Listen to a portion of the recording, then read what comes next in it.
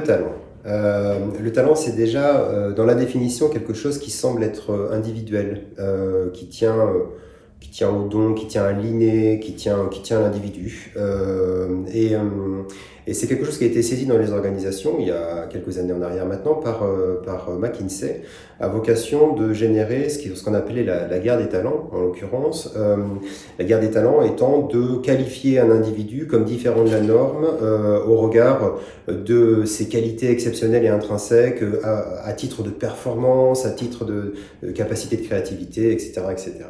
Le fait est qu'on a poussé même plus loin, d'autres ont théorisé le sujet en disant le talent, ça pourrait être une combinaison rare de compétences rares, mais tout ça reste très focusé sur le fait qu'un talent, c'est un individu.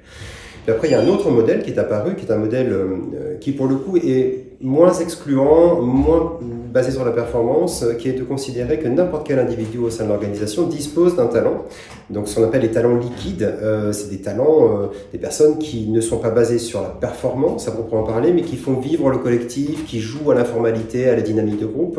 Et donc, de considérer que n'importe quel individu peut avoir un talent.